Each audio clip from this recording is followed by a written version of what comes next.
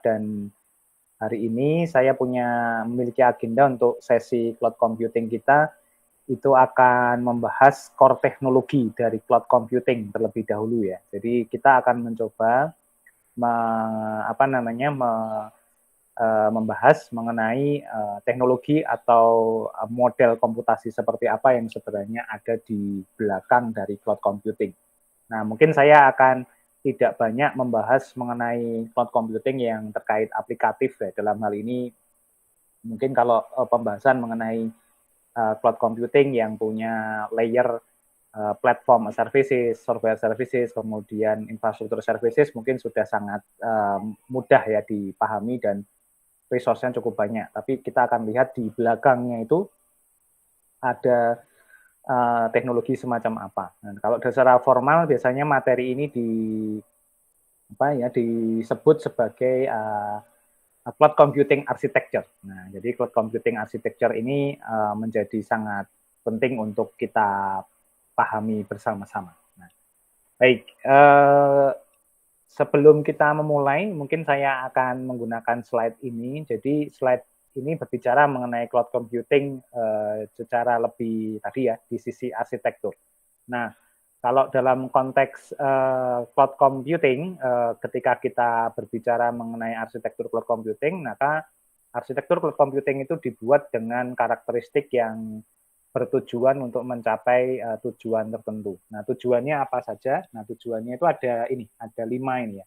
Jadi yang pertama ini adalah bagaimana kita bisa menyederhanakan proses manajemen resource komputasi. Nah, dalam hal misalnya pembagian kekuatan komputasi untuk melakukan processing, dalam hal ini prosesor misalnya, kemudian menangani pengolahan data ya dengan menggunakan kekuatan memori, dan kemudian penambahan kapasitas sumber daya komputasi dalam hal ini server atau node komputasi itu diusahakan seminim mungkin atau seefisien mungkin dengan konsep humanless ya.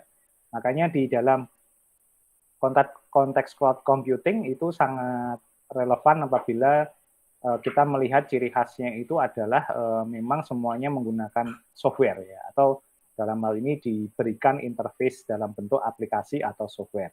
Sehingga intervensi orang dalam konteks itu melakukan konfigurasi secara manual itu bisa dikurangi dan kemudian bisa lebih efisien.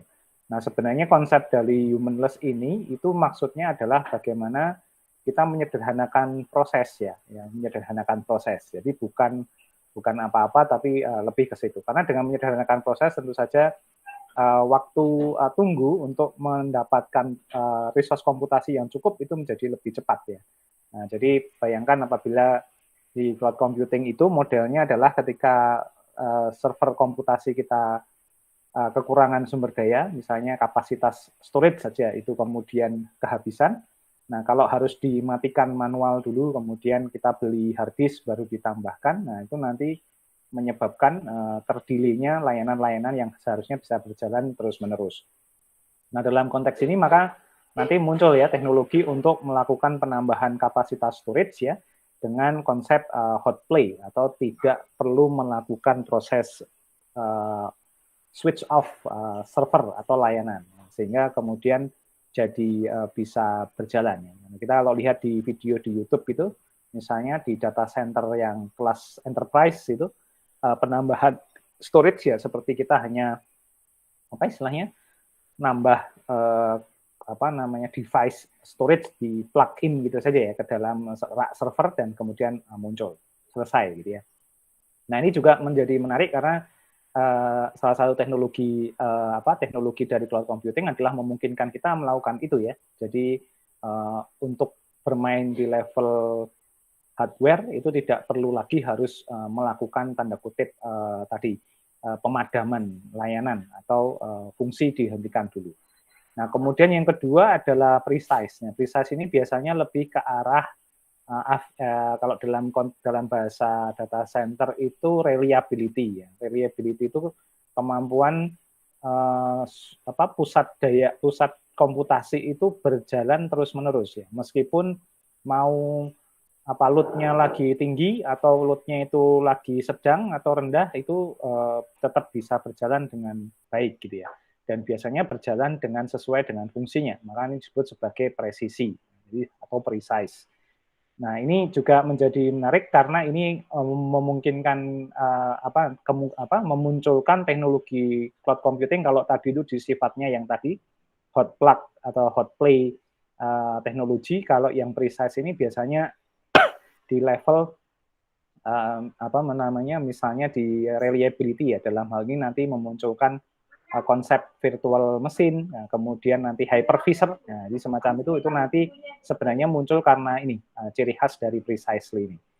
Nah, kemudian fast atau cepat, nah, kecepatan sebenarnya. Kecepatan ini konteksnya adalah kalau kita punya cloud computing, maka komputasinya itu bisa di mana saja. Nah, sehingga dengan kekuatan komputasi yang ada di mana saja, otomatis jumlah sumber daya komputasi jadi banyak. Nah, harapannya dengan jumlah komputasi yang banyak, itu kemudian membuat kita punya kemampuan melakukan komputasi yang sangat cepat, gitu ya. Nah, jadi ini juga menjadi penting. Nah, ini teknologi di belakangnya ada grid computing, ya, kemudian secara core ya distributed computing yang sudah dibahas, salah satunya cluster computer, dan kemudian nanti kalau di dalam teknologi cloud computing nanti ada namanya resource pooling, ya, resource pooling dan juga content delivery network atau CDN. Sekarang CDN juga berkembang menjadi NDN, ya. Jadi kemudian ada yang namanya data centric network dan lain sebagainya. Jadi cukup banyak nanti hal-hal semacam itu yang harus kita bahas di sisi ini. Kemudian nanti reliable. Reliable ini biasanya terkait dengan workload ya. Jadi ketika workload-nya tinggi, maka dia punya kemampuan untuk secara adaptif itu menyesuaikan dengan kebutuhan komputasinya. Nah, ini namanya reliable. Jadi bisa survive gitu ya. Jadi tidak ada istilah peak season di dalam cloud computing. Yang ada ya semuanya harus ditangani dengan baik. Nah, ini teknologinya nanti ada load balancing, ya, kemudian ada resource allocation, ini ada di situ, gitu ya. Dan yang terakhir adalah manageable. Nah, manageable ini layer application ya. Jadi ketika cloud computing itu punya interface kepada pengelolanya atau user adminnya gitu untuk mengelolanya dengan lebih mudah berbasis aplikasi. Nah, jadi nanti makanya biasanya ada konsul, ada content management system yang menangani handling semua proses itu, ada workflow dan lain sebagainya. Nah, itu keyword-keyword ya sebenarnya kenapa cloud computing itu dalam konteks teknologi yang lebih dalam itu kita membahasnya di situ. Jadi bukan lagi membahas platform as services, infrastruktur as services, itu sebenarnya lebih ke delivery mode-nya saja. Ya. Jadi layer bungkusnya lah gitu ya, kemasannya. Tapi di dalamnya itu teknologi-teknologi ini yang sebenarnya paling penting. Nah, sebenarnya ini kita bisa ilustrasikan ya. Jadi cloud computing itu seperti ini ya. Jadi tidak kalau di internet gambarnya cloud computing itu adalah awan ya. Jadi mungkin secara logo atau secara abstrak gitu oke ya, tetapi sebenarnya secara penggambaran agak kurang sesuai kalau menurut saya. Nah, sebenarnya cloud computing ini tidak kelihatan sama sekali. Jadi kita punya fasilitas riset semacam ini misalnya gitu, kemudian di dalamnya kita berikan sensor, kemudian diberikan apapun yang bisa menangkap data dan lain sebagainya, dan kemudian data itu bisa ditransmisikan somewhere di udara ini ya, di kekuatan menggunakan koneksi internet wireless misalnya, dan kemudian di situation room-nya atau di command center-nya bisa memonitor tingginya tanaman, kemudian water level-nya, kemudian dan lain sebagainya. Nah, ini menunjukkan bagaimana cloud computing itu bisa menjadi backbone dari aktivitas-aktivitas semacam ini. Nah, ini yang menjadi menarik karena dibayangkan kalau ini ada sekitar 50 sensor, nah itu bisa dihandle langsung oleh sistem cloud computing dan kemudian mendelivernya untuk pemrosesan data dan seterusnya. Nah, ini sebagai salah satu challenge dan juga tantangannya. Nah, kalau kita bicara tadi ilustrasi dari living lab semacam ini ya, maka kita bisa melihat bahwa posisi cloud computing itu sebagai teknologi atau sebagai proses komputasi berada di tengah ya, menjadi pemain tengah atau middle role, middle user ya. Middle user ini menghubungkan antara ya kita sebut saja Internet of Things ya. Tapi sebenarnya bukan hanya Internet of Things yang dalam pengertian saat ini ya, tetapi juga bisa apapun, bisa active device ya. Active device itu yang kita letakkan di ruangan, kemudian mungkin di tempat perkuliahan, di living lab kita di persawahan misalnya, atau mungkin di tempat-tempat bencana berupa sensor, kemudian yang melekat di tubuh manusia seperti sensor suhu dan lain sebagainya. Nanti apapun peralatan yang dia bisa mengenerate data dan mentransmisikan data itu ke dalam pangkalan datanya. Jadi semacam itu. Nah, fungsinya biasanya mostly ada sebagai data collection. Nah, gitu ya. Jadi mengkoleksi data, melaporkan situasi yang ada yang terjadi pada satu objek. Dan kemudian pada level tertentu bisa melakukan respon. Ini biasanya pada machinery, ya, robotik dan lain sebagainya itu bisa melakukan itu. Dan yang terakhir adalah tools. Tools ini bisa melakukan sensing. Ya. Jadi misalnya seperti UAV, kemudian otomotif autonomous car, nah, itu bisa semua. Nah sebenarnya ini mungkin sudah tidak bisa disebut sebagai Internet of Things ya, tetapi ya sesuatu yang merepresentikan fungsi ini. Nah sebenarnya ini bisa bekerja komponen ini karena adanya cloud, ya, adanya cloud computing. Nah kalau kita terjemahkan, maka cloud computing itu nanti terjadi dari ini, ya, ada di sisi level infrastructure, ya, baik ya, kita mengelola sumber daya komputasi yang berupa perangkat keras, gitu, dari perangkat keras penyuplai tenaga listrik, gitu ya, power supply, kemudian cooling condition atau ya AC, gitu ya, AC untuk data center misalnya, sampai manajemen floor management dari data centernya. Jadi kalau kita yang sudah biasa masuk ke ruangan data center, dan kita akan melihat bagaimana terintegrasinya antara cabling di sisi power dengan cabling di sisi network, ya, dan kemudian backup-nya juga tertata dengan baik, gitu ya. Nah kemudian nanti di level storage, ya, itu juga sama, dari file server sampai database server itu nanti dikelola menjadi satu. Nah, kemudian nanti juga processing flow-nya juga diatur. Nah, sehingga infrastruktur ini menjadi salah satu, kalau saya menyebutnya mungkin bukan lagi infrastruktur sebenarnya, tapi lebih ke arsitektur, ya, atau cloud arsitektur. Nah, cloud arsitektur ini salah satu yang menjadi salah satu concern kita, terutama di lab SKJ, ya, itu bagaimana kita meriset, ya, bagaimana sebenarnya arsitektur cloud yang computing yang memang tadi memenuhi 5 aspek tadi, ya, dari sisi presisi, kemudian humanless, dan kemudian yang lainnya tadi.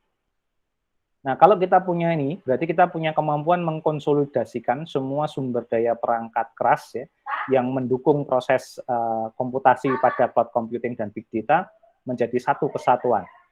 Nah, kemudian nanti juga didukung dengan platform. Nah, platform ini sebenarnya environment yang memungkinkan kita untuk memproduksi atau membangun suatu lingkungan pengembangan aplikasi, ya.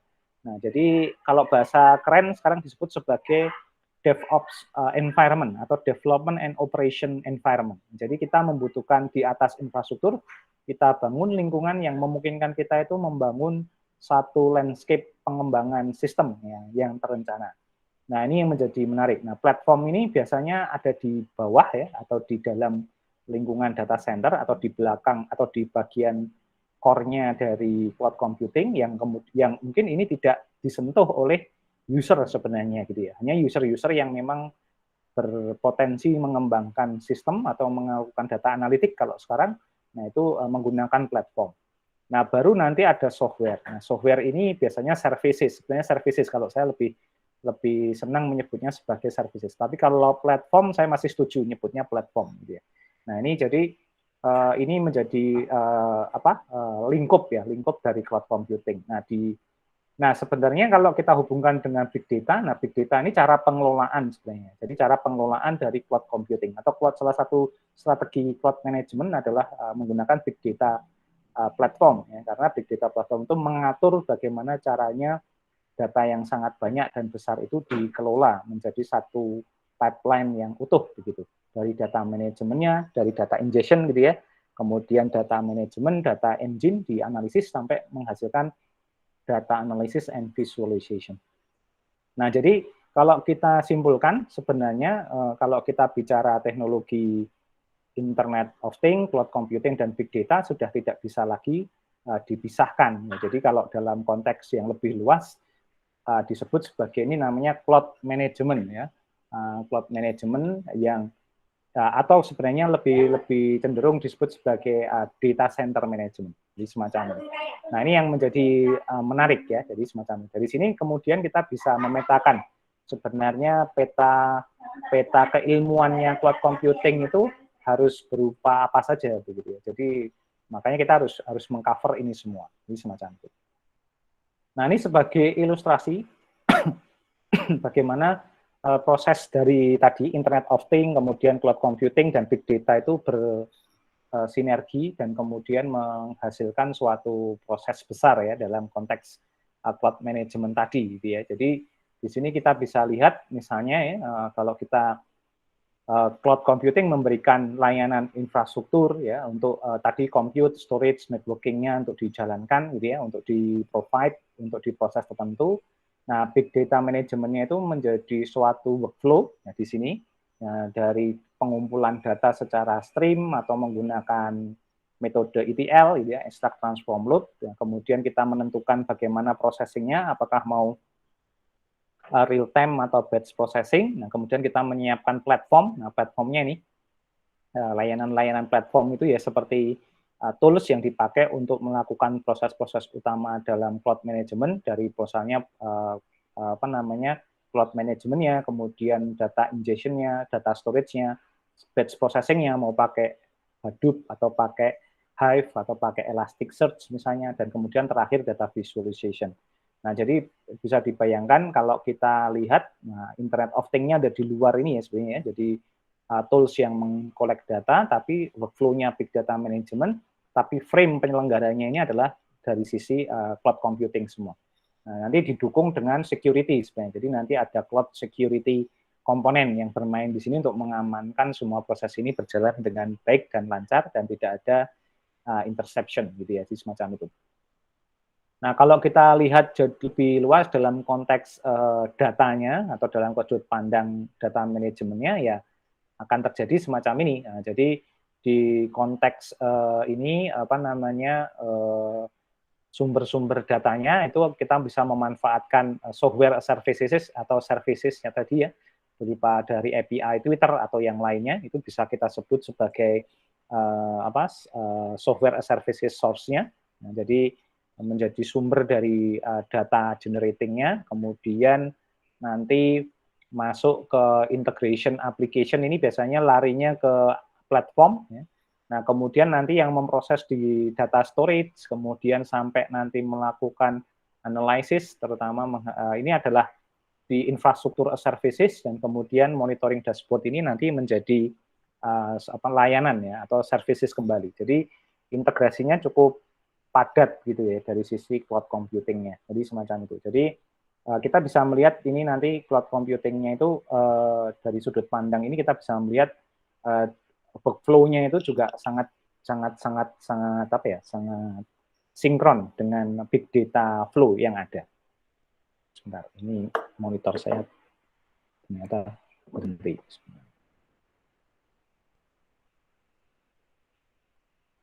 Oh.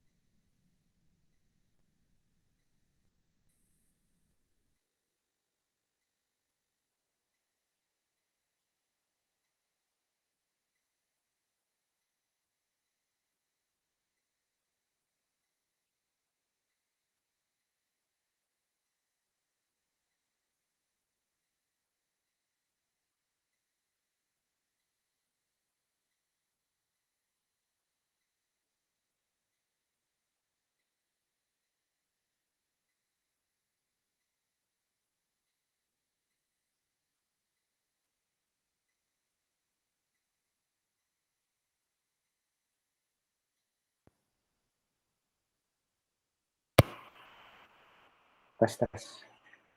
Sekarang sudah bisa? Nah, Sudah, Pak. Pak, sudah. Bisa.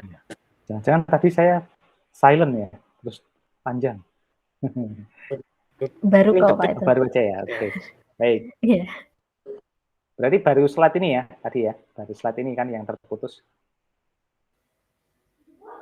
Oke. Betul. Oke, Iya, baik. Pak. Nah, jadi kalau secara harfiah, ini nanti sambil kita kritisi ya, karena ini kan levelnya kuliah S2 itu kita jangan menyerah dengan teorinya. Jadi kalau kayak tadi saya contohkan, saya mengkritisi bahwa frame dari cloud computing nggak sekedar tadi ya, tidak sekedar infrastruktur as services, platform as services, tapi dan juga software as services, tapi kita kritisi bahwa konteksnya sekarang juga berkembang ya, berbeda dari hal tersebut. Ini juga sama, kalau kita bicara apa itu cloud computing, nah ini biasanya secara harfiah ya, secara normal saja kita menyebutnya sebagai kita penggunaan kekuatan komputasi yang berasal dari mana saja dan bisa diakses dari mana saja, which is itu sebenarnya internet gitu ya. Nah ini itu salah satu ciri khas. Tetapi nanti kalau kita coba definisikan lebih jauh dengan melihat konteks yang ada saat ini, nah kita akan menemukan nanti kata-kata kunci baru ya dari cloud computing. Nah kemudian kita juga mengenal tipe dari cloud computing itu ada cloud private, cloud public, cloud hybrid, dan cloud community. Ini lebih ke arah aksesibilitas ya dari resource komputasi yang dikelola oleh si cloud computing gitu ya. Jadi ini juga nanti perlu kita lihat lagi karena kalau kalau private biasanya lebih mostly diskusinya tentang komputasi power atau resource itu didedikasikan hanya untuk satu pihak tertentu saja yang itu sangat sangat spesifik begitu. Kemudian kalau publik biasanya memang digunakan oleh user yang terregistrasi gitu ya, yang bisa bersumber dari banyak pihak. Kemudian kalau hybrid biasanya bisa kombinasi ya antara private dan public begitu. Tapi juga community ini adalah pada komunitas tertentu. Tapi kalau kita lihat sudut pandang yang lain, misalnya yang terjadi kalau kita analogikan, ini sama sebenarnya, private, public, hybrid, community ini ada juga di beberapa teknologi yang saat ini lagi naik ya, seperti blockchain itu juga ada private blockchain, public blockchain. Nah, tapi sudut pandangnya lain, lebih ke arah bagaimana sebenarnya model interaksi atau komputasinya gitu ya. Kalau kita bisa nyebut private ya biasanya dia lebih ke arah resource allocation-nya itu didedikasikan untuk komputasi tertentu, misalnya kayak gitu. Nanti kalau public itu kita punya resource tapi bisa digunakan oleh berbagai macam jenis komputasi. Nah, semacam itu juga bisa. Nah, ini juga harus kita pikirkan ya. Jadi kalau levelnya hanya user, sebenarnya itu juga hanya pada mekanisme user level saja. Nah, ini juga menjadi perhatian kita sebenarnya gitu. Nah, ini perlu kita discover. Nah, tentu saja nanti kita perkuat ya dengan literatur studi dari sisi paper dan jurnal yang melihat dari sudut pandang itu. Nah, kemudian ini juga jenis cloud services-nya. Jadi ada yang menyebutnya yang terkenal memang hanya 3 ini ya, SaaS, PaaS, dan IaaS gitu ya. Tapi ada juga yang kemudian lebih detail, gitu. Ada yang menyebutkan berbasis functional. Jadi misalnya nanti ada juga misalnya ada database services gitu ya, AI machine learning services, AI services, deep learning services gitu, bahkan yang lainnya. Jadi itu juga bermunculan ya, dan itu hanya nanti bisa kita jadikan sebagai sub services dari existing services utama ini, atau bahkan sebenarnya bisa mengubah landscape dari cloud services yang ada ini. Nah, jadi semacam itu. Apalagi sekarang ya cloud computing tidak bisa dipisahkan dari konvergensi dengan teknologi yang lain seperti tadi Internet of Things dan sejenisnya. Maka penting kita untuk melakukan ini. Nah, ini penting banget. Ini menarik nih sebenarnya. Ini ada rekan mahasiswa dari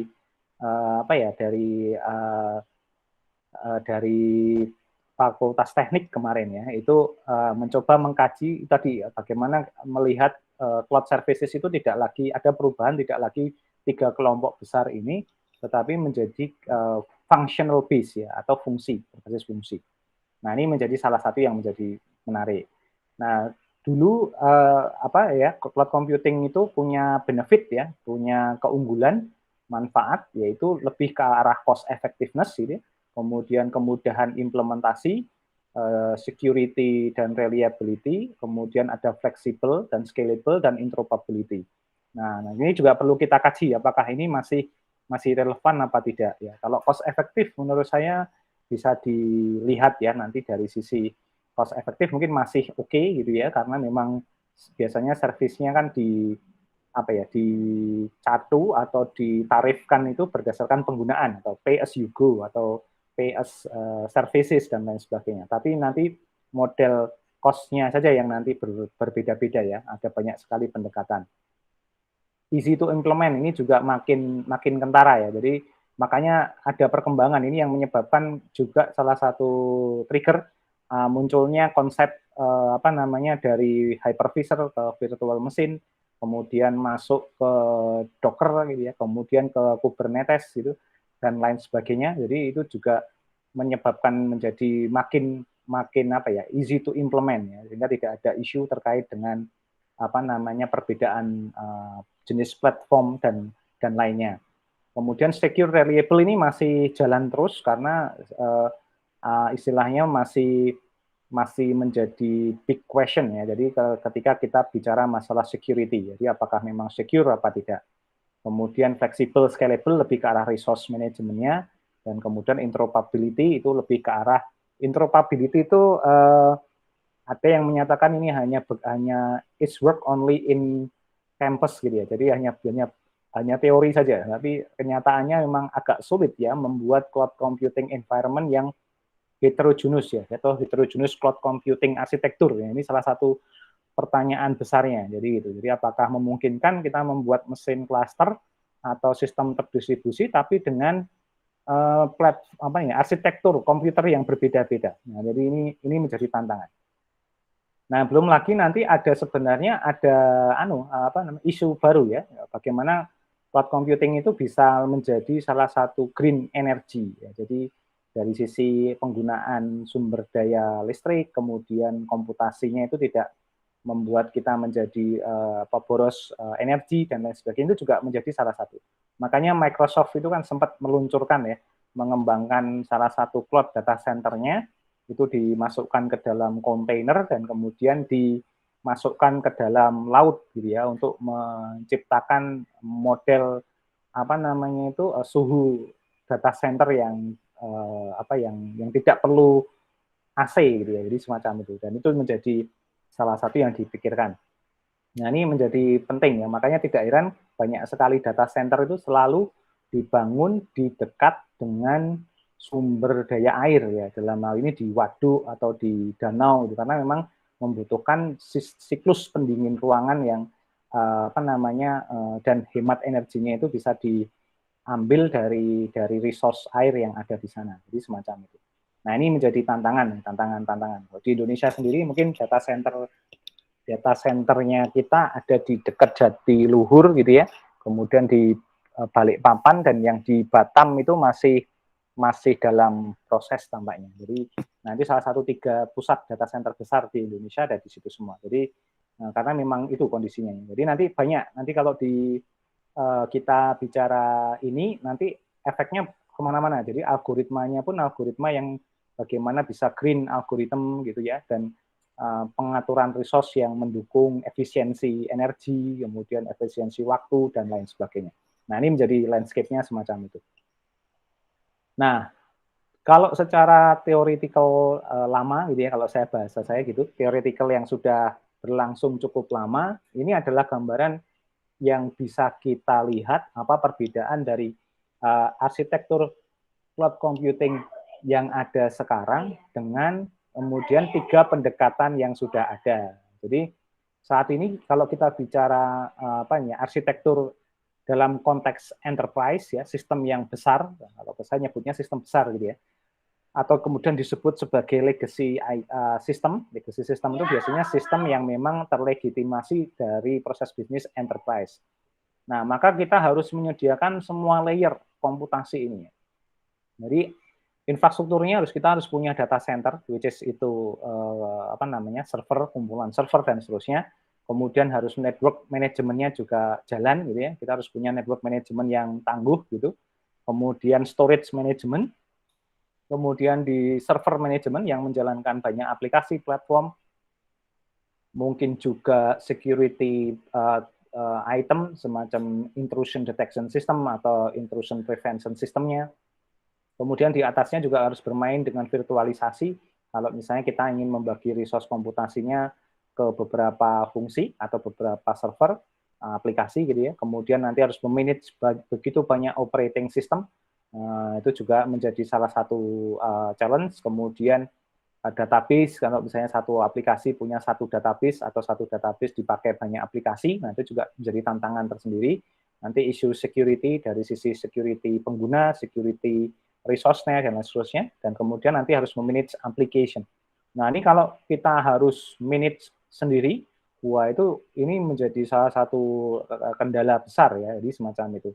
Nah, ini bisa kelihatan ya dari beberapa case misalnya kayak di kampus kita, misalnya masa-masanya kita harus melakukan KRS misalnya begitu ya, semua pengguna harus menuju mahasiswa ngambil KRS atau melihat KRS-nya di SeaMaster, dosen juga approve-nya di SeaMaster, usernya mungkin mungkin lebih dari 10.000 ya, mungkin 10.000 atau 20.000 user aktif pakai bersamaan. Efeknya biasanya ini terkendala ya, jadi aksesnya jadi lambat, bahkan fail begitu. Nah, biasanya itu ciri-ciri bahwa legacy sistemnya itu masih menggunakan legacy system semacam ini. Jadi banyak kendalanya sehingga tidak bisa scalable. Meskipun kadang dikejar dengan menambah kapasitas bandwidth, menambah kapasitas memori, itu juga tidak akan bisa karena sebenarnya yang menjadi masalah adalah di workflow-nya. Workflow-nya tidak di-manage dengan menggunakan konsep terdistribusi atau pendekatan cloud services begitu ya. Jadi bayangkan kalau misalnya meskipun bandwidth-nya dibesarkan, tapi yang menangani servisnya untuk dari akses user itu cuma satu aplikasi, ya akan tidak memungkinkan. Kalau kita belajar dari aplikasi-aplikasi besar, ya misalnya kayak Facebook, Twitter, dan lain sebagainya, kelihatannya satu aplikasi, tapi yang menghandle itu kan berbasis location ya, atau CDN-nya jalan, atau content delivery network-nya jalan. Jadi Twitter-nya itu ada di data center di Singapura, di Australia, di yang lain tempat, sehingga user yang akan mengakses itu berbasis geographical diarahkan ke site yang sebenarnya sama tetapi virtually berbeda, jadi gitu ya. Nah, jadi ya, itu yang menjadi menarik. Seharusnya kita harus berpikir semacam itu ya. Jadi si master ini aplikasinya tidak menuju ke UGM semua. Mungkin core-nya di UGM, tetapi kemudian mirror-nya atau mungkin site-nya ada di beberapa provider gitu ya. Ditaruh di data center-nya Telkom, kemudian taruh di data center-nya Bisnet, kemudian yang lain, sehingga si user ini ketika mengakses dengan berdasarkan legacy network yang provider yang dia punya, dia bisa diarahkan ke situs yang site yang terdekat secara logic network ke mereka. Nah, itu secara network aja sudah semacam itu ya. Jadi, nah ini akan sehingga kita akhirnya efeknya tidak harus punya data center yang sangat besar, tapi terdistribusi tadi. Nah, ini salah satu ciri ya. Jadi gitu. Nah, jadi jangan terjebak juga kalau kita bicara cloud computing harus sistemnya itu besar, tidak selalu. Sistemnya bahkan sekarang rata-rata larinya ke kecil-kecil ya. Makanya kita kenal konsep microservice ya. Nah, jadi dibuat microservice yang relatif lebih manageable gitu. Meskipun efeknya kita jadi punya ratusan microservice ya di satu sistem, tapi kan microservice itu sebenarnya kan lokalisasi permasalahan nanti ketika terjadi permasalahan. Nah, kalau kita ketika semacam ini, maka kita bisa identifikasi permasalahan seperti tadi yang saya ilustrasikan. Itu problem pertamanya biasanya ada di problem infrastruktur. Nah, jadi kapasitas sebenarnya, ujung-ujungnya di kapasitas. Nah, jadi dari data center, networking, storage, server, sampai manajemen virtualisasi, ini jadi bottleneck. Ini bottleneck dasarnya di sini. Nah, makanya kemudian ini bisa di-cloud-kan, atau di-hosting-kan, atau dibuat di-manage dengan menggunakan model sistem terdistribusi atau cloud computing sebenarnya semacam itu. Ya. Jadi makanya muncul kemudian platform cloud computing. Kalau zaman dulu ada Zen server misalnya gitu ya. kemudian ada kalau yang untuk level kita uji coba pakai Proxmox misalnya gitu. Nah itu kalau kita lihat itu kan dia semacam virtual data center, kita bisa mengatur networking di dalam data centernya itu dengan secara virtually, kita buat storage dan server-server yang virtual, nah, kemudian kita virtualisasi, kemudian tinggal di custom operating system apa yang akan jalan di sana. Jadi semacam itu. Bisa juga nanti menggunakan beberapa platform yang lebih besar ya, jadi semacam Ubuntu Cloud gitu juga punya platform semacam itu macam-macam. Jadi itu bisa dikembangkan. Dan itu sebenarnya kita bisa lihat model infrastruktur terdistribusi ini pun diadopsi oleh teknologi seperti big data ya. Makanya kalau kita pakai Cloudera atau Hortonworks pun modelnya juga sama, di virtualize semua dan kemudian bisa didistribusikan. Jadi semacam itu. Nah, kalau kita bicara pada level infrastruktur services, maka layer ini, layer dari hardware data center sampai virtualisasi inilah yang kemudian diserviskan, atau istilahnya kita menggunakan layanan pihak lain. Atau dengan kata lain, kita mencoba membuat ini menjadi terdistribusi dan virtualized gitu ya, jadi semacam itu. Tapi nanti masih operating system, database, security, application itu masih ditangani oleh masing-masing pengguna yang spesifik gitu ya. Jadi kita hanya bermain di infrastruktur. Nah, kalau dulu kita punya server kemudian mau di live kan ya, kita kirim servernya itu ke perusahaan penyedia layanan data center gitu ya, atau yang kemudian disebut sebagai co-location gitu ya. Jadi kita titip server gitu ya. Tapi kan lama-lama kalau yang titip itu 1000, nah nanti kan bisa 1000 server ditumpuk-tumpuk gitu ya, tidak masuk akal. Makanya kemudian data centernya jadi lebih boros itu. Sehingga kemudian perusahaan-perusahaan penyedia data center menggunakan dengan cara divirtualisasi. Akhirnya kita bisa punya layanan VPS ya, atau virtual private server ya, untuk melakukan hal tersebut. Nah itu kan jadi VPS itu kan sebenarnya kita nggak pernah tahu tuh VPS-nya itu ada di server dedicated. Ada juga sih kadang beberapa perusahaan penyedia menyatakan bahwa dia memberikan layanan VPS, tapi VPS-nya itu dedicated di server tertentu. Ya. Jadi ya itu memberikan jaminan saja, tetapi konteksnya adalah sebenarnya kita nggak pernah tahu server fisiknya, tapi yang jelas virtual servernya bisa kita akses dan bisa kita gunakan. Nah, kemudian untuk yang platform, nah platform ini lebih jauh lagi, jadi ada permasalahan ketika kita harus memanage operating system yang bermacam-macam dan beragam gitu. Belum lagi isunya adalah operating system yang harus diupdate setiap saat, apalagi untuk server ya. Nah, ini juga bisa menjadi bahaya kalau kemudian tidak kita update. Database juga sama, ya. Seringkali kita melihat ada update database MySQL atau Postgre atau yang lain yang itu kalau tidak di manage ya kita bisa bahaya gitu ya, dari sisi security maupun reliability dari database-nya. Nah, nanti security juga sama. Nah, otomatis ini kemudian bisa dikemas atau dienkapsulasi menjadi layanan berbasis software begitu, dan kemudian ini yang menyebabkan kita punya platform. Nah, sehingga REST atau aplikasinya ini yang baru ditangani sendiri oleh para penggunanya. Nah, ini bentuknya seperti apa nih? Makanya di sini ini lebih komplit ya kalau di platform services. Jadi cloud manajemennya itu sudah dihandle sendiri, kemudian prosedur untuk ini tadi ya, operating system, database, security manajemennya itu juga diatur dengan menggunakan software yang disediakan oleh cloud computing tadi.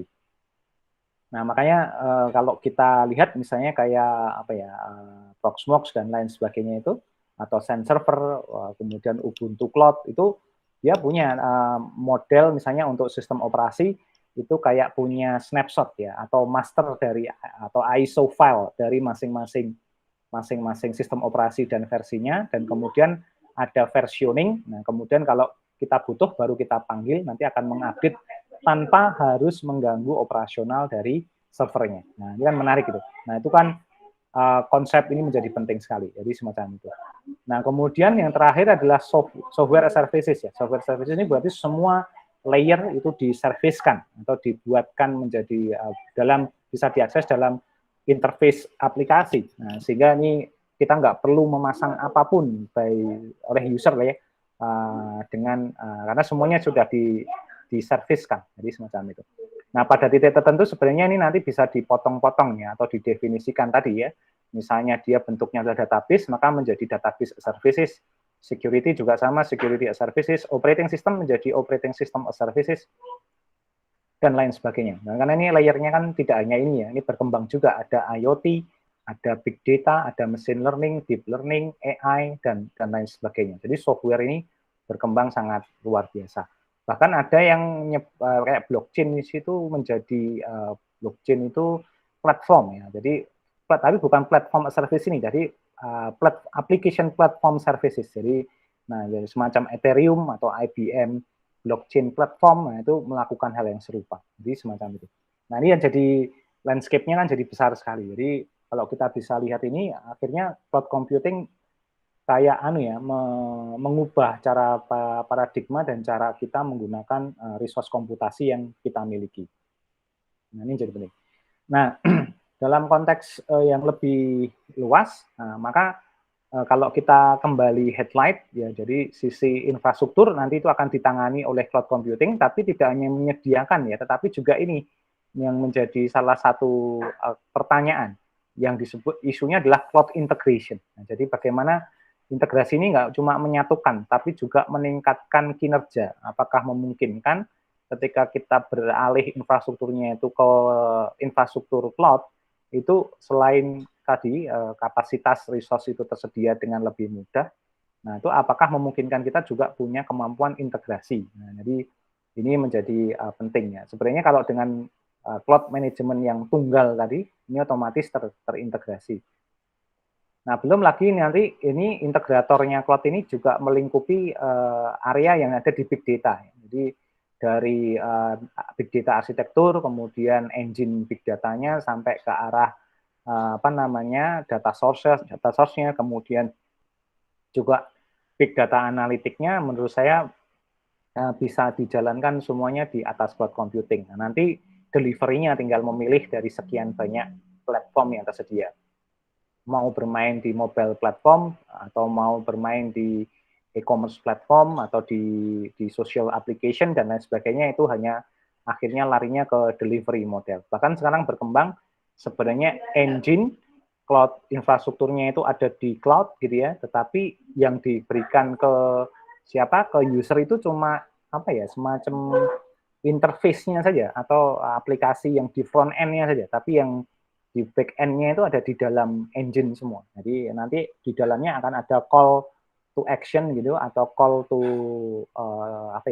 to process gitu, tapi lari ke data center-nya, jadi semacam itu, atau di cloud infrastrukturnya. Nah itu salah satu ilustrasi ya sekarang trennya. Apalagi konsep software oriented arsitektur ya, nah, itu juga atau service oriented arsitektur, SOA, kemudian linked data, RDF dan lain sebagainya, itu menyebabkan hal itu sangat memungkinkan terjadi. Bahkan distributed data juga sudah mulai muncul gitu ya, dengan adanya semantik dan lain sebagainya, itu memungkinkan sekali melakukan itu. Bahkan ini ada pendekatan ekstrim ya di software engineering, bahwa kita nggak perlu membuat database gitu ya, karena datanya itu dari service-service yang ada diproses, dan kemudian yang disimpan itu adalah hasilnya saja. Nah itu kan juga salah satu yang menarik ya gitu. Jadi istilahnya kita tidak pernah menyimpan data dari yang dibutuhkan untuk pemrosesan, tapi itu hanya diproses karena di cloud juga nanti memungkinkan ya semacam in memory processing.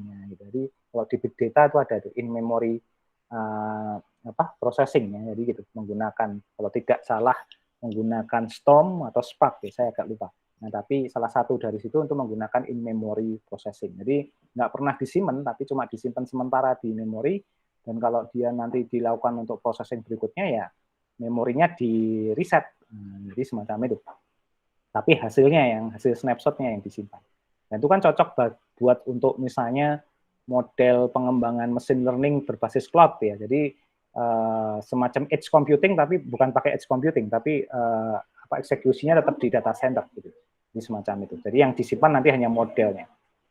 Nah kalau semacam itu, maka pengembangan definisi cloud computing kemudian berkembang sangat besar ya. Nah, dan yang kalau saya cari beberapa literatur yang lebih relevan memang bukan dari Microsoft tadi, tapi dari NIST tahun 2010. Tapi sebenarnya ini sudah definisi hampir 11 tahun yang lalu ya. Jadi ini didefinisikan sebagai cloud computing bukan hanya sekedar teknologi, tapi model. Model ini kalau dalam bahasa kita di ilmu komputer ya hasil perumusan ya, hasil perumusan atau strategi kalau bahasa bisnisnya. Yang memungkinkan kita itu punya convenient and on-demand network access. Jadi bagaimana kita punya akses ke dalam jaringan komputasi, ke arah sumber-sumber komputasi secara nyaman ini relatif ya, sesuai dengan SLA yang ditentukan, dan on demand. Jadi tidak butuh connected terus-menerus, tapi ketika kita butuh connected, baru pada saat itu kita bisa mengakses. Dan kemudian network access ini menghubungkan kita sebenarnya dengan share pool of configurable computing resources. Jadi share pool itu maksudnya adalah semua kemampuan komputasi, baik itu kapasitas jaringan, kapasitas server, baik itu jumlah maupun spesifikasi, storage, application, dan service, itu dibuat menjadi share pool. Makanya nanti ada yang namanya teknologi resource pooling. Ya. Jadi resource pooling itu secara fisik resource komputasi atau servernya terpisah-pisah dalam hardware fisiknya, tetapi secara logik komputasi itu jadi satu. Nah, jadi misalnya saya punya storage 10 tera di setiap komputer, ya, gitu. Secara physically terpisah 10 tera, tapi secara cloud management saya punya 40 tera, tapi terdistribusi di 4 physical server, jadi semacam itu. Nah itu teknologinya gimana gitu ya. Jadi itu nanti di dalamnya ada teknologi file storage dan lain sebagainya yang harus kita pelajari. Sama juga untuk yang lain ya, dan pada level tertentu melakukan resource pooling ini bisa pada level tidak hanya storage tapi juga prosesor, kecepatan prosesor, kemudian memori dan lain sebagainya. Bahkan di I/O dari komputer juga menjadi menarik. Kalau kita bicara GPU, maka nanti di processing unit juga bisa dilakukan hal yang serupa. Nah, yang menjadi menarik di share pool ini tidak hanya dikumpulkan, tapi kita bisa secara cepat melakukan provisioning. Nah, ini ada teknologi namanya teknologi provisioning. Nah, teknologi provisioning ini adalah teknologi yang memungkinkan kita merekonfigurasi dari resource pooling itu menjadi paket infrastruktur yang sesuai dengan yang kita butuhkan. Nah, jadi dan menariknya adalah provision itu bisa saling tumpang tindih ya. Dalam artian kalau kita misalnya fisik itu kan 4 server misalnya gitu. Kalau satu lagi dipakai, kan nggak bisa dipakai orang lain. Nah, kalau ini nanti dengan sistem antrian, dengan sistem on the fly gitu, itu bisa seolah-olah bisa digunakan sesuai dengan kapasitasnya itu secara bersamaan. Jadi semacam itu. Dan ini kemudian bisa diselenggarakan atau dirilis gitu ya, atau di start layanannya itu dengan minimal management effort atau service provider interaction. Jadi bisa biasanya ini mainnya dengan menggunakan interface ya, bisa menggunakan GUI interface atau menggunakan web-based interface ya. Nah, yang menjadi menarik itu nanti akan menjadi mereka punya yang namanya di cloud computing itu 5 essential characteristic ya, kemudian service model dan deployment model ya. Jadi nanti yang di levelnya tadi yang di gambar grafiknya Microsoft itu menjadi ini sebenarnya karakteristik, service model, dan deployment model. Tapi di belakangnya, nah sebenarnya kita bisa lihat ini teknologi core-nya ada di sini, sebenarnya di situ ya. Nah, ini menjadi menarik. Nah, sehingga gambar yang dari Microsoft tadi, kita akan lihat lebih detail lagi. Nah, jadi mungkin kalau yang ini ya, deployment model ini, bisa belajar sendiri-sendiri lah ya, cari di internet itu cukup banyak gitu, atau di course-course lain. Tapi yang saya lihat yang masih sangat sedikit membahasnya adalah di 2 layer terakhir ini. Jadi di essential karakteristiknya. Jadi pertama dengan tadi ilustrasi tadi, maka cloud computing itu punya kemampuan untuk on demand and self service ya. Nah, jadi ini menarik, nanti kita bahas sendiri ya. Jadi on demand self service. Jadi ya kalau dari terjemahannya sudah bisa menangkap sebenarnya ya. Jadi kita bisa customize lah gitu sesuai dengan kebutuhan komputasi yang kita butuhkan. Kemudian juga ada yang namanya ubiquitous network access ya. Jadi network access-nya itu independen, tidak lagi harus saling tergantung gitu ya. Jadi lebih independen. Kemudian ini location independent resource pooling. Bayangkan kalau kita punya data center di Singapura, kemudian di Jogja, mungkin di tempat yang lain, itu setiap data center location itu ada resource poolingnya, tapi antar resource pooling itu bisa bisa disinergikan atau dikonfigur, sehingga nanti misalnya satu data center sedang mengalami masalah down, maka ini bisa digantikan perannya oleh data center location yang lain, sehingga seolah-olah nanti hampir tidak ada service interruption atau service yang terganggu karena kondisi tersebut. Nah, itu namanya location independent resource pooling.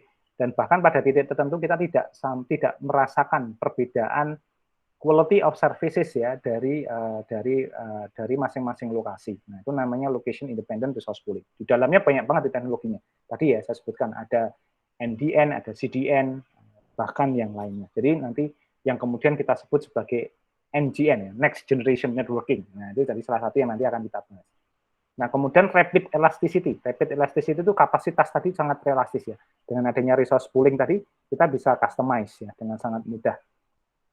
Dan kemudian nanti measure service, tapi tetap terukur ya service layanannya. Nah, 5 karakteristik inilah yang menurut saya definisi inti dari cloud computing. Jadi bukan yang di deployment model maupun delivery model. Tapi ini, jadi ketika apapun teknologi yang dia punya kemampuan on-demand self-service, ubiquitous network access, location independent resource pooling, kemudian rapid elasticity dan measure service, maka dia disebut sebagai cloud computing. Ya, jadi semacam itu. Nah, tentu saja untuk mempunyai essential karakteristik ini nggak bisa menggunakan teknologi yang sederhana, gitu ya. Nah, tidak bisa yang biasa-biasa saja. Nah, jadi di dalamnya nanti ada teknologi atau teori-teori yang jauh lebih advance, ya, kayak gitu. Nah, contoh ya, kita punya virtualisasi, tapi sebenarnya virtualisasi itu atau virtualization itu sebelumnya ada namanya hypervisor. Ya. Hypervisor itu kan layer yang memungkinkan kita berinteraksi dengan hardware secara logik di software kan gitu. Jadi ini virtualization nanti menjadi salah satu penting yang harus kita pahami dulu. Karena ada beberapa jenis virtualisasi ya, ada parallelized, ada serial virtualization dan seterusnya. Kemudian distributed computing tadi yang memungkinkan kita melakukan interaksi dari berbagai macam lokasi menggunakan dan kemudian melakukan resource pooling itu kan distributed computing gitu ya. Jadi yang sudah dipelajari di paruh sebelumnya ya. Kemudian nanti ada autonomic system, sistem independen yang bisa mengkonfigurasi dirinya sendiri, adaptif dengan perubahan atau load yang didapatkan, dan kemudian dia melakukan respon untuk menciptakan layanan yang terus berjalan. Kemudian ada juga grid teknologi. Ini biasanya kalau kita punya lokasi distributed computing yang dari berbagai area dan kemudian harus kita manage menjadi satu. Kemudian broadband network ya, seperti saat ini kita bicara next generation networking, jalur 5G dan lain sebagainya, itu menurut saya dari situ. Kemudian konsep Web 2.0, sebenarnya ini SOA ya, service oriented architecture. Kemudian nanti juga ada linkage data, semantic data ada di sini. Kemudian nanti ada service oriented arsitektur itu sendiri. Nah, jadi nanti di dalamnya ya tentu saja ada microservice dan lain sebagainya, atau services platform, enterprise service bus dan lain sebagainya. Itu ada di sini semua. Kemudian ada open source software, ini pengembangan platform baru yang sifatnya terbuka sehingga bisa diintegrasikan. Kemudian ada web application framework ya, ini biasanya digunakan untuk pengembangan aplikasi yang ke arah SaaS-nya nanti. Kemudian ini agak sebenarnya sempat menjadi promising ya, tapi kemudian agak turun, yaitu browser as platform. Jadi mungkin dulu pernah dengar ada komputer yang tidak perlu sistem operasi, tapi cukup menginstal browsernya. Nah, jadi ini sebenarnya cikal bakalnya. Kalau tidak masalah Chromebook dulu. Nah, Chromebook itu sebenarnya adalah komputer notebook yang hanya menggunakan browser Chrome. Kemudian di dalamnya nanti ada word processing-nya, ada aplikasi-aplikasi, tapi on the fly menggunakan browser. Jadi semacam itu.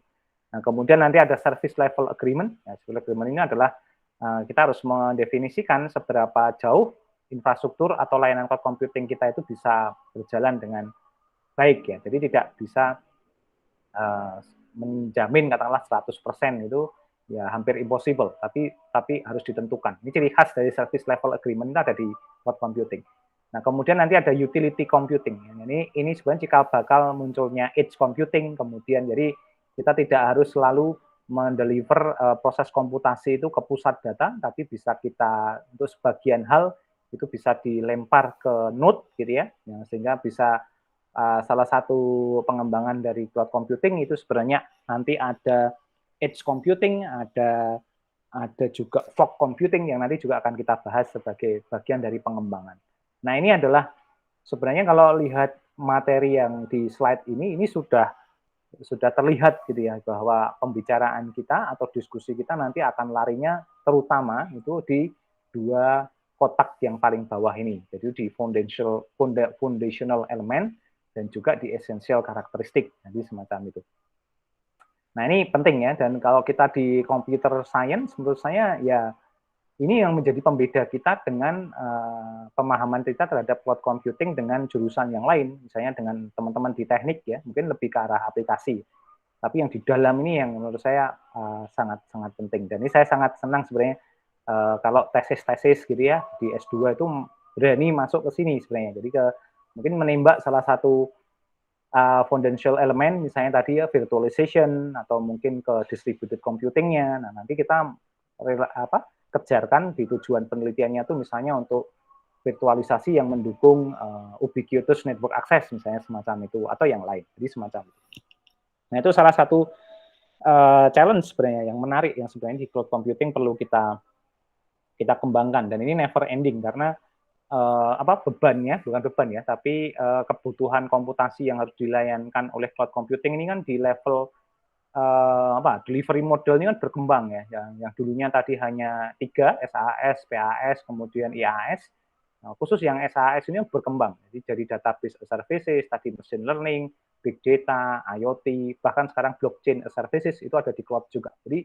Jadi berkembang sangat besar. Ini modelnya akan terus berkembang mengikuti perkembangan teknologi, dan tapi yang di bawah ini kan harus juga berkembang, tetapi bukan bertambah bentuknya, tetapi lebih dalam lagi teknologi yang di-deliver. Jadi semacam itu. Nah, kalau kita bicara ke arsitektur, maka ini lebih dalam lagi. Kalau tadi kan baru permukaan ini, identifikasi teori atau pengetahuannya seperti itu, gitu ya.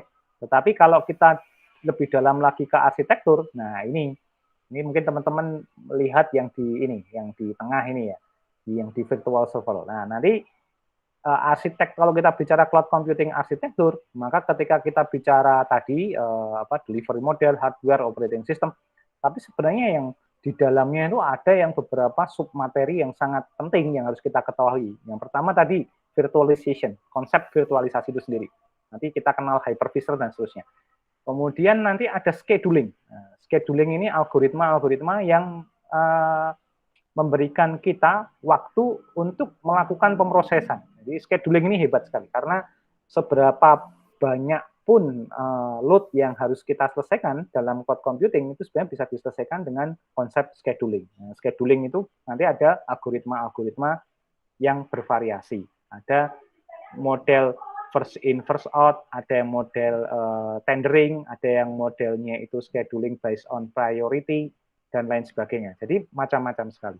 Dan itu sangat tergantung dari motivasi dari scheduling ini, mau menyelesaikan pekerjaan secepat-cepatnya atau apa.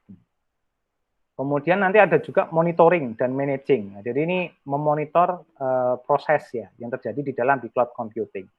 Nah, kemudian nanti ada communicating. Nah, bagaimana network di dalam virtual server ini harus berjalan dengan baik gitu, karena semua resource itu harus bisa dimonitor ya, harus bisa menginformasikan kondisinya. Saya lagi idle, saya lagi penuh begitu. Itu harus teridentifikasi.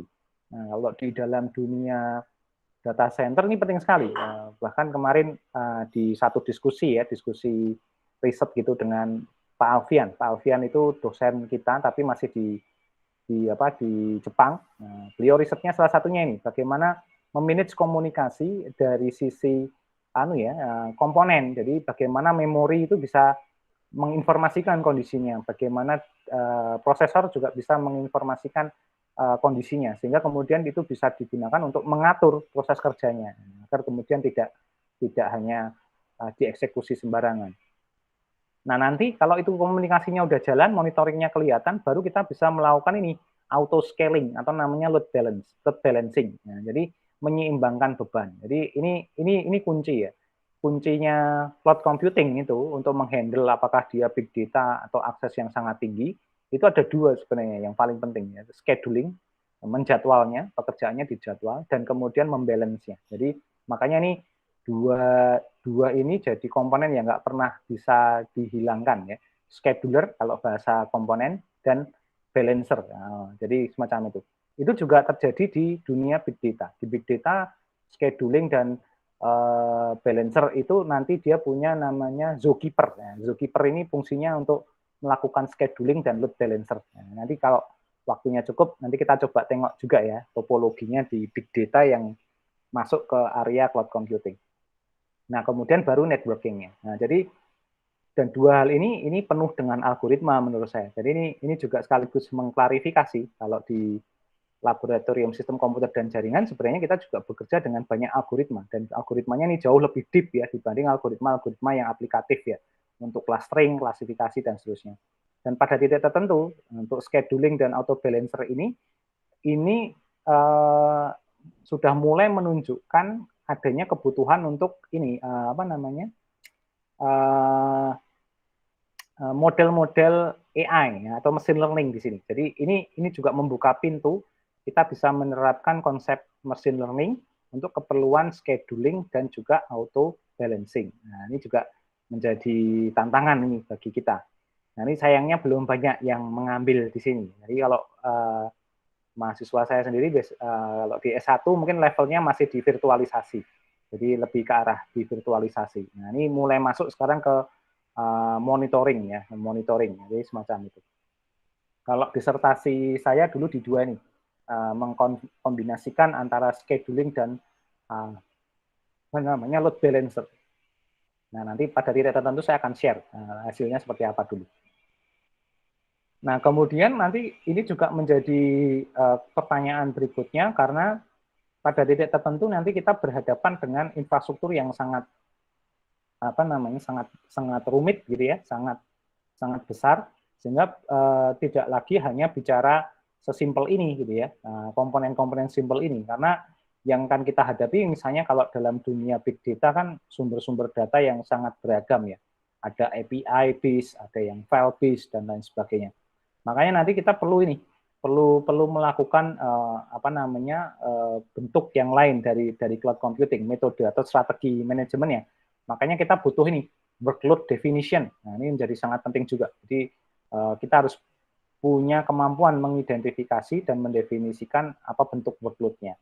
Jadi gitu. Kemudian optimization. Nah, kita harus melakukan optimisasi dari proses-proses tadi penanganan scheduler dan load balancer-nya. Dan kemudian yang tidak kalah penting adalah orchestration. Jadi mengorkestrasi sumber daya tadi ketika kita punya resource pooling itu kita punya kemampuan untuk menyelenggarakan apapun besarnya load dari komputasi yang diperlukan. Nah, gitu. Nah, ini nanti menjadi penting. Makanya tadi bahkan di level hardware ya, itu tidak lagi hanya bicara masalah bagaimana kita mengalokasikan prosesor atau memori yang kita punya, tetapi kita harus bisa menjalankan yang namanya nih software defined compute gitu ya. Jadi tadi di awal saya mengkritisi kenapa kita kok masih menyebutnya IaaS, kita menyebutnya PaaS dan kemudian kenapa kita menyebutnya masih software services karena sekarang sudah berubah paradigmanya menjadi seperti ini. Jadi ketika kita bicara software services maka sebenarnya kita bicara masalah API ekonomi atau API ecosystem. Nah, jadi bukan lagi software services tapi application program interface ya yang kita akan berhadapan dengan ini. Ini makin ke sini integrasinya bukan lagi DB to DB atau database to database, tapi service to service. Maka nanti solusinya banyak ya. Ada model API software, kemudian ada juga model API landing, ada juga nanti enterprise service bus dan ada juga API workflow. Nah, jadi banyak sekali. Nah, kemudian yang di level platform itu nanti ada cloud operating environment sebenarnya. Jadi ini lebih tepat sebenarnya. Jadi bukan hanya platform services ya, tapi cloud operating environment. Nah, jadi bagaimana platform yang bisa dia digunakan untuk environment untuk melakukan operasi prosedural di cloud computing. Dalam hal ini menjalankan scheduler dan juga load balancer tadi. Nah, kalau di level infrastruktur, maka nanti kita akan butuh yang namanya software defined environment atau yang sebenarnya ini menggantikan IaaS, jadi semacam itu. Nah, ini kan cukup berbeda ya paradigmanya. Jadi ya, ini pernah saya share di satu forum gitu, dan sebenarnya acceptable, tapi saya diminta untuk membuat semacam kajian akademiknya nanti untuk kemudian bisa berkontribusi dalam pengembangan teori dari cloud computing, agar cloud computing tidak sekedar hanya menjadi menjadi aplikatif gitu ya, tetapi secara komputasi, secara saintifik itu sebenarnya bisa kita terjemahkan. Jadi semacam itu. Nah, kalau kita bicara masalah hardware ya, masalah perangkat keras, konfigurasi dan seterusnya, maka sebenarnya ya kita punya beberapa ciri khas ya dari sisi cloud computing. Jadi kalau kita bicara dulu awalnya ya ini dulu terminal, kita nyebutnya terminal ya, karena kita punya terminal akses untuk mengakses mainframe. Jadi kita punya kayak komputer desktop gitu tapi mengakses mainframe gitu ya, jadi semacam itu. Kemudian kita punya desktop application yang ini bisa kemampuan mengkomputasinya ada di sini. Kalau yang tadi kan komputasinya ada di mainframe, jadi hanya cuma layar aja sebenarnya. Tapi di sini punya PC di sini, dan kemudian kita bisa punya multiple distributed server gitu ya. Kemudian kita punya client server application, ini ada individual server tapi besar gitu ya, kapasitasnya besar. Kemudian kita punya internet ya, internet itu multiple distributed server, servernya ada di mana saja di dunia. Kemudian mulai internet application yang mulai high density, maka menjadi high density server farm. Jadi kita punya super komputer, punya data center kapasitas besar. Nah, nanti pada titik tertentu, high density server ini sebenarnya ingin didorong menjadi virtualized and software define everything. Maka kita akan punya cloud environment atau yang disebut sebagai cloud enable application. Nah, jadi kalau kita lihat dari perkembangan perangkat keras atau konsep arsitektur perangkat kerasnya, kita bisa melihat memang ini punya dorongan juga ya terkait dengan dari sisi cloud computingnya. Jadi semacam itu. Nah, ini menjadi tantangan juga karena kalau kita bicara service model arsitektur, maka sebenarnya di di level tadi ya sebenarnya sudah bisa digambarkan bahwa kita bicara dulu dari infrastruktur as services atau arsitekturnya, tadi akan di replace oleh software defined network atau arsitektur, kemudian platform akan menjadi cloud provider environment ya. Kemudian nanti yang software as services itu akan menjadi API services atau API ekonomi ya gitu ya. Jadi semacam itu. Nah, ini tadi hanya meng-highlight kembali kalau kita bicara definisi, maka tadi ya ada beberapa jenis gitu, tadi sebenarnya similar gitu ya, tapi ini lebih keyword yang lebih singkat, jadi semacam itu. Nah, kemudian ini hanya fundamental elemen, ini juga sama, ini hanya meng-highlight tadi yang sudah kita bahas ya, ada primary, kita bahas sedikit ini karena ini teknologi inti ya, teknologi primer yang harus kita punya, jadi virtualisasi, teknologi, service oriented, kemudian distributed computing, kemudian sampai open source software gitu ya. Tapi yang lainnya itu menjadi teknologi-teknologi pendukung yang memungkinkan kita punya cloud computing. Nah, ini yang menjadi penting ya, kenapa kemudian cloud computing identik dengan data center. Ini saya akan lebih fokus dulu ke arsitektur dulu ya. Jadi kenapa kemudian dari sisi data center kemudian itu terdorong ke arah cloud tadi. Nah, jadi awalnya memang ini kan silo ya, silo itu terpisah-pisah. Jadi sumber daya komputasi ada di semua tempat gitu ya, di semua tempat. Dan ini agak sulit kalau kemudian nanti harus terkonsolidasi. Jadi ini seperti organisasi tapi terpisah-pisah, belum terintegrasi. Makanya kemudian cara pertamanya adalah dikonsolidasikan. Nah, dikonsolidasikan ini dalam artian adalah dihubungkan secara logik ya satu sama lain. Tempatnya mungkin masih terpisah-pisah, tapi kita buat menjadi data center terdistribusi. Nah, kemudian nanti baru kita optimasi. Di optimasi itu kita kelompokkan ya, kita layernya kita identifikasi, baru kemudian kita deploy ke cloud. Ya, ini salah satu yang menjadi penting dari sisi data center, kenapa kemudian ini menjadi sangat krusial. Nah, seperti yang di Lab SKJ lakukan sekarang itu sudah di tahap ini sebenarnya, optimize ya. Jadi kita sudah konsolidasi, dan sekarang ini tahap melakukan optimasi. Jadi kita susun agar layernya jelas, kemudian nanti dihubungkan satu sama lain, dibantu dengan software manajemen, cloud management tertentu, dan kemudian nanti akan dibuka, insya Allah tahun depan sudah jadi cloud services. Nah, ini menjadi penting ya, ini kata kunci juga yang harus kita pahami, bahwa di data center cloud ini pendekatan fisikal nanti menjadi virtual gitu ya, resource-nya dedicated jadi share resources gitu, yang dulunya heterogeneous kemudian menjadi standardized gitu ya. Nah, kemudian manajemennya manual menjadi automated gitu ya. Kemudian IT manage ini dikelola oleh tim IT. Nah, ini nanti pada titik tertentu bisa self service. Nah, kemudian komponennya itu dibangun oleh customer, nanti ini sebenarnya kita akan kembangkan oleh providernya sehingga customer hanya memikirkan bisnis proses utamanya saja. Nah, ini juga menarik untuk kita lihat dari sisi deployment model ya tadi yang saya sebutkan.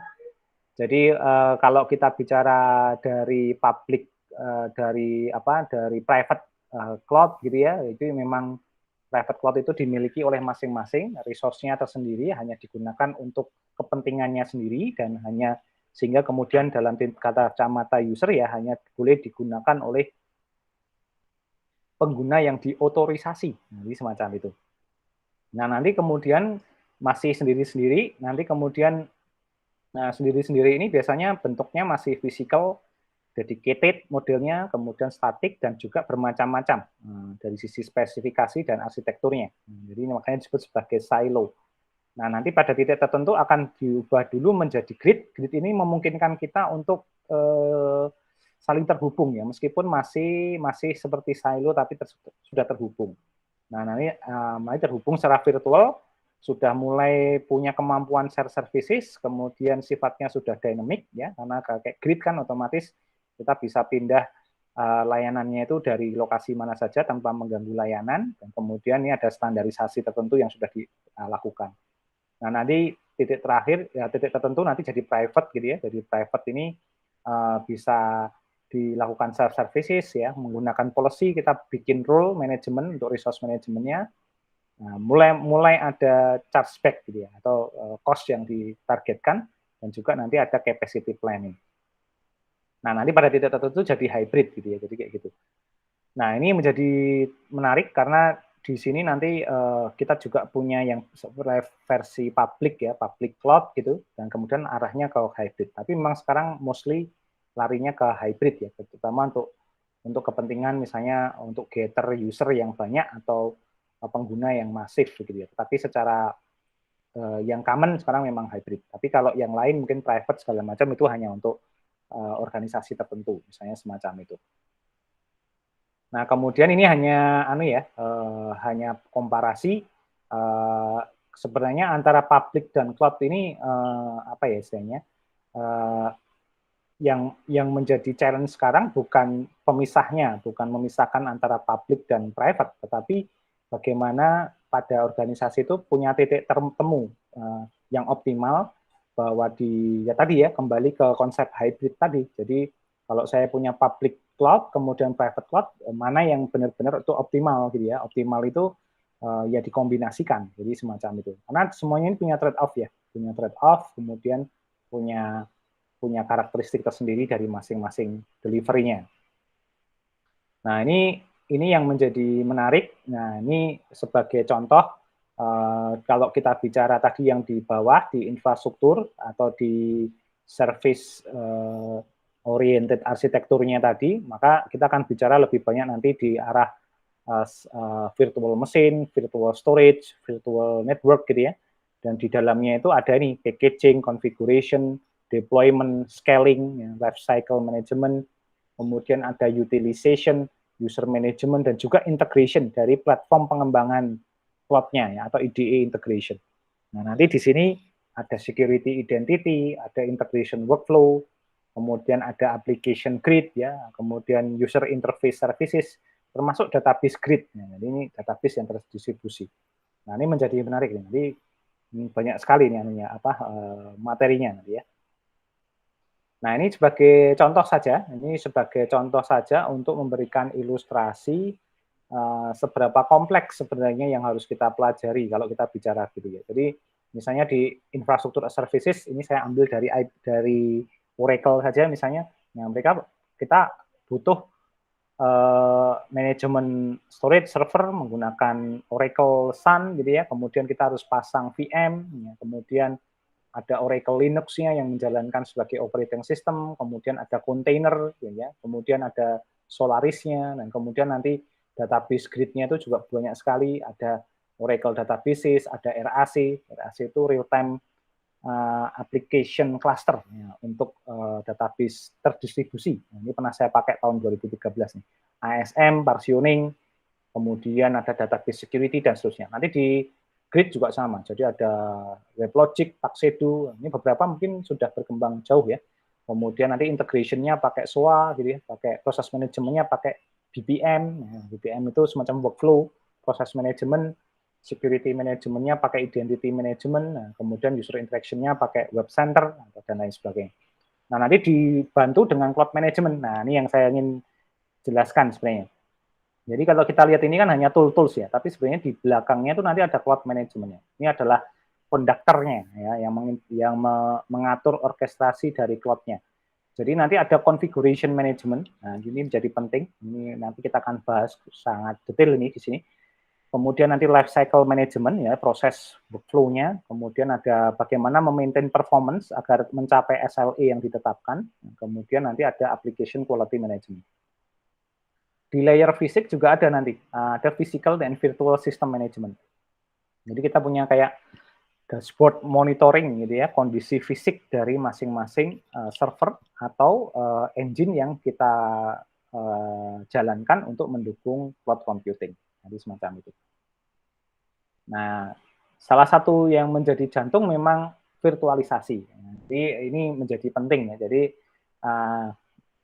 mungkin nanti di minggu depan kita akan masuk ya ke diskusi mengenai computation theory di hypervisor dan juga virtual machine sampai ke Kubernetes ya. Jadi ini sebenarnya satu teknologi yang digunakan untuk mendeliver resource pooling ya, dan kemudian elastic scalability. Jadi dalam konteks ini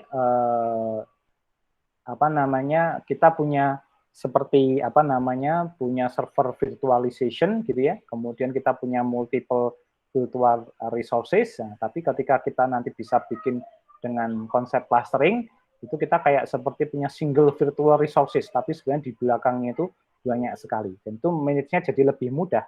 Nah, jadi semacam itu, dan ini akan menjadi server virtualization and clustering ini yang menjadi teknologi core ya, key teknologi dari cloud, dari yang sampai sekarang dipakai dan bahkan sampai ke teknologi big data. Nah, kalau kita sedikit hubungkan dengan Hadoop itu kan, Hadoop distributed file system. Nah, jadi dia memang sistemnya terdistribusi dan kemudian tidak hanya algoritmanya aja yang membagi tugas, tetapi juga secara komputasi di manage secara terdistribusi. Nah, jadi semacam itu.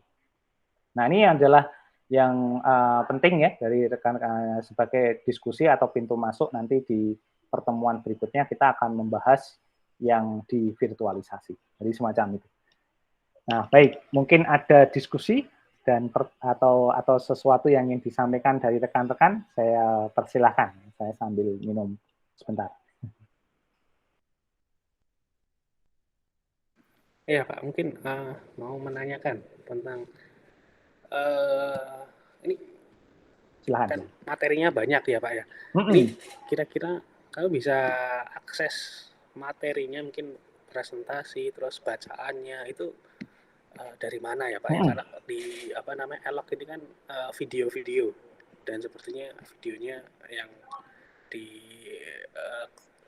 Gamma Box ini unavailable. Nah itu kira-kira Oh ya, kami bisa unavailable ya. Oke. iya. Oh ya, saya cek soalnya kemarin di ada sedikit masalah. ya. Oke. Yep. Nanti gini, ini kebetulan untuk yang materinya. Nah, ini dia.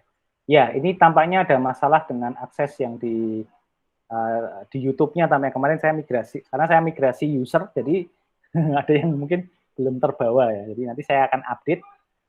Tetapi nanti kayak rekaman kuliah ini saya pasti akan updatekan ke sini, terus nanti saya akan updatekan ya, mungkin mohon ditunggu ya, ini karena butuh dedicated resource ini untuk mengupdate materi ini ya. Iya. Ya, tapi nanti insya Allah akan Siap. saya update, plus mungkin nanti saya akan berikan link materi-materi pendukung lah ya, jadi jadi biar teman-teman juga tidak hanya mendapatkan sumber dari saya saja, tapi juga nanti bisa mengkritisi ya, jadi dan lain sebagainya. Jadi semacam itu. Terima kasih sudah diingatkan. Siapa ya. Karena apa tadi ketika mendengarkan itu, oh nangkap, tapi pingin tahu lebih detailnya sendiri. Yeah, kan? Jadi kayak gimana sih gitu. Yep. Gitu Pak. Setuju.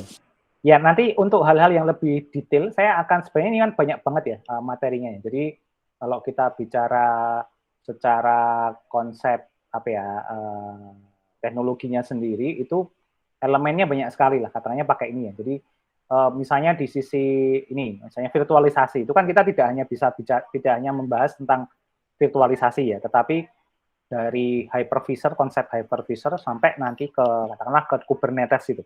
Jadi itu kan mainstream pembahasan yang sangat detail ya. Tapi saya akan memilih nanti, jadi karena kita kan punya keterbatasan. Kalau tidak salah kita cuma berapa pertemuan ya? 6 pertemuan ya kalau S2 itu ya. Yang satu sequence. Dan iya, ini kita 6 kalau nggak salah. Benar. Jadi kan ini sudah pertemuan kedua hitungannya. Jadi saya nanti akan memilih beberapa teknologi yang memang benar-benar basic dan menurut saya penting untuk sangat dalam. Jadi misalnya kayak virtualisasi ini menjadi sangat penting. Makanya minggu depan saya akan dedikasikan khusus kita kuliti itu virtualisasi itu seperti apa atau sebenarnya. Jadi bukan hanya menggunakan Kubernetes-nya ya, tapi behind-nya itu kayak apa. Kemudian nanti kalau kita bicara misalnya service orientation, itu nanti bicara masalah resource pooling, nah itu bagaimana manajemen resource pooling, dan juga ini tadi di dalamnya itu ada scheduling dan load balancing. Nah, jadi itu juga satu pertemuan tersendiri karena algoritmanya banyak sekali itu. Nah, kayak gitu nanti. Nah, nanti yang lainnya tentu saja nanti kita coba kita trigger dengan dialog ya, biar nanti teman-teman juga bisa belajar sendiri juga. Kira-kira begitu. Ya, ada lagi silahkan. Dan sebenarnya tidak kalah penting juga ini dari sisi infrastruktur ya. Jadi arsitektur komputasinya juga nanti juga akan kita coba bahas ya. Ini contohnya kenapa kok kemudian muncul software defined environment. Nah itu kan nanti ada teorinya sendiri itu. Jadi software defined environment sendiri itu teorinya ada, cloud operating environment itu juga ada. Jadi mungkin bahasanya kita nggak bahas PaaS-nya. Jadi kalau PaaS kan simple gitu ya, tapi di belakangnya itu lebih besar lagi. Nanti ini ekonomi juga sama ya, API ini ya, kalau Enterprise Service Bus akan kita bahas sendiri, jadi semacam itu. Nah, kira-kira gitu. Jadi nanti moga-moga per layer ini, katakanlah kalau ini pertemuan kedua, berarti kita masih punya 4 pertemuan. 4 pertemuan itu bisa merangkum layer penting dari cloud computing ya, jadi semacam itu. Belum lagi sebenarnya ini, ada resource, sebenarnya resource yang paling, yang saya sangat rekomendasikan itu mana CloudSIM, sorry. Ini resource yang sangat dalam menurut saya. Nah, ini dia. Ini sebenarnya ini nanti akan kita bahas. Sebenarnya nanti jadi pengantar untuk kita bahas di minggu depan ya. Namanya CloudSIM. Nah, CloudSIM ini satu riset panjang ya, yang kalau tidak salah University of Melbourne kalau tidak salah. Nah, ini dia. Rajkumar Buya ini legendnya nih dari dulu ini. Nah ini nanti bisa kita pelajari sama-sama bagaimana tadi yang kita bahas itu bisa diwujudkan dalam bentuk cloud simulator dan kemudian kita bisa belajar banyak di sana. Nah ini salah satu yang nanti kita bahas. Jadi ini modelnya nanti bisa dilihat di sini juga di CloudSIM. Baik, ada lagi mungkin silahkan kalau ada yang ingin.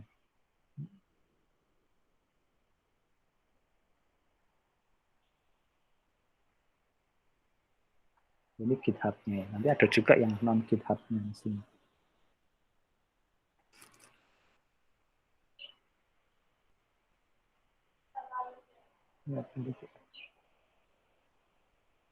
Iya, ini tidak available ya ternyata ya. Sebentar, saya jadi kemarin soalnya sudah dicek nanti kok. Jadi belum masuk.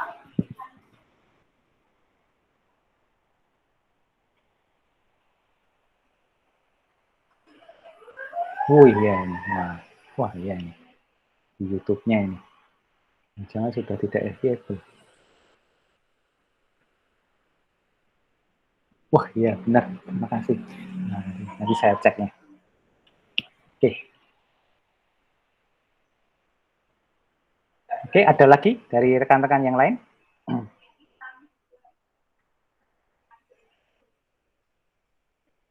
Oke, belum ada ya. Baik.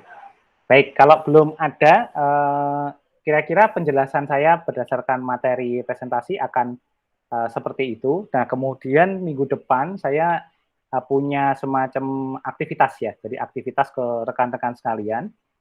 Saya berharap nanti masing-masing dari rekan-rekan coba cari katakanlah 1 sampai maksimal 5 paper gitu ya, 5 paper yang membahas lebih ke arah mungkin ini teknologi terbaru dari virtualisasi. Nah, jadi misalnya nanti lihat aja cloud virtualization gitu ya, teknologi gitu, katakanlah cari di Scopus gitu ya, paper gitu.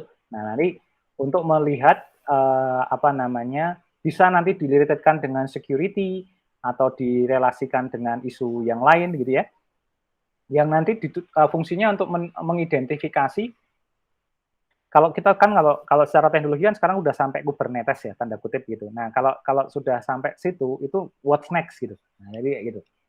Jadi nanti silahkan rekan-rekan cari di jurnal-jurnal semacam ini ya gitu ya.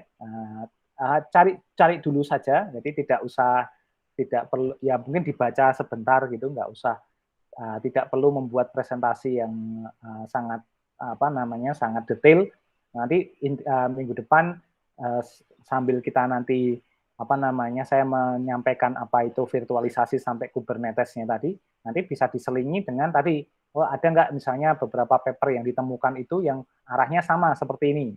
Jadi nanti kita bisa menempatkan beberapa apa namanya beberapa apa namanya literatur ini ternyata didukung oleh ternyata masih relevan gitu ya. Mungkin ternyata masih banyak yang pakai virtual mesin, nggak usah pakai Kubernetes gitu ya, atau yang lain. Jadi semacam itu. Jadi nanti kita bisa lihat seberapa apa namanya istilahnya seberapa